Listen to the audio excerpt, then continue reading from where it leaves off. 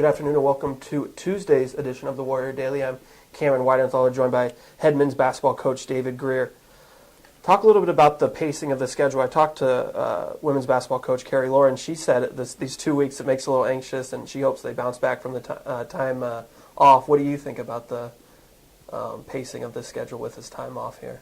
Well, getting a chance to play Michigan was a big test for us. Obviously the guys, getting the opportunity to play in Ann Arbor against a Big Ten team was really a thrill for them. And it came at a pretty good time because we had some guys injured, so we got a chance to put some guys with little experience in there. Gavin Toma and Joel and those guys got in there and did a very good job. And so we got a chance for these 2 weeks to pretty much practice with that lineup. It was a lineup that we hadn't anticipated playing that much, but for 2 weeks we got a chance to play with it. And certainly they did a decent job against Wilberforce. Gavin Toma did a great job in there, and thought we had some guys that played well. Dion Disputed was 6 of 6 from the field and played outstanding, I thought. Yeah, 7 assists and no turnovers.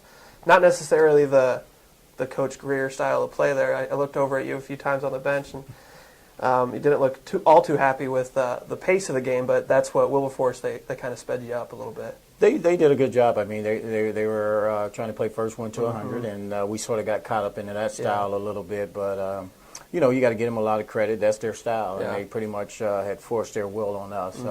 Defensively, we're not very good right now. We got, like I say, some new guys who are trying to get accustomed to a style of defense that, we like to call warrior defense. And it's been a struggle there, but it's one of those things where we've had a lot of twinkling along the way in these 2 weeks.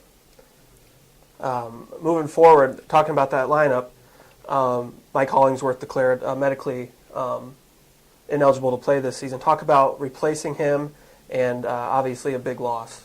Well, it's a big loss, but even more so than Mike, you lose Cole Prophet and Ian Larkin, so that's some 50-odd points you've lost right there that you got to replace. So it's not going to be one guy, to replace that group. But Brian Coleman's more than a capable scorer, and he's shown the ability to go off of big numbers here at times. But it's pretty much going to be a team thing. Everybody's got to increase their contribution a little bit. Shane Phillips and Gerald Williams-Taylor, once he gets back, all those guys are capable of putting up pretty decent numbers. But more so, it's going to be done on the defensive end and the rebounding.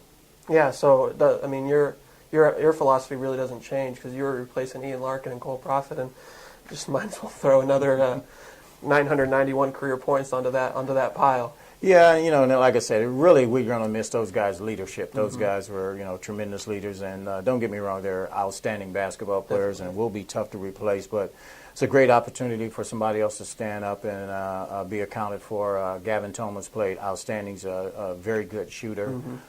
So we're looking forward to him blossoming as a player. And Clark Bishop's got the ability to score the basketball. He's a freshman, though, but with freshmen and sophomores that didn't play a whole lot, you don't really know how they're going to respond. And Mike Lewis can shoot the basketball also. So all those guys were on the team last year, and people used to always ask me, about them, and they didn't get a chance to play because they're playing behind really good players, and they'll get a chance to see that those guys are more than capable of contributing.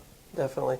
Talk a little bit about if you had any major concerns before these two contests, an exhibition at Michigan and the win over Wilberforce, that maybe have been cleared up, or are there still obviously there's still some concerns for your defense, like you said?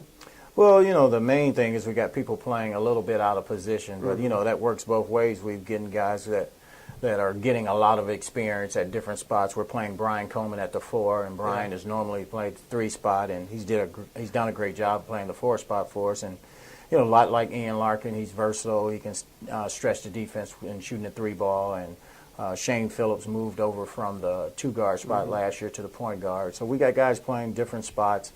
But for the most part, it's really on the defensive end. And, we just got to get back to the point where we can get some healthy bodies, and then we can extend the floor and try to force a few more turnovers and try to get into transition.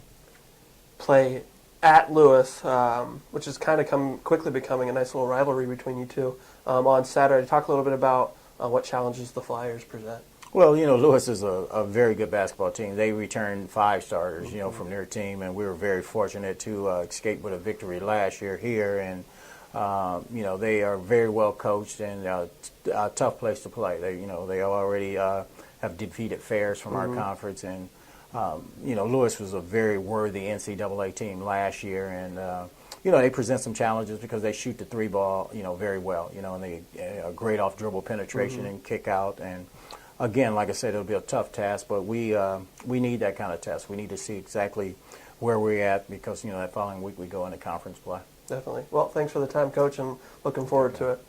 Be sure to log on to WSUathletics.com for all the preview information for men's basketball at Lewis on November 30th.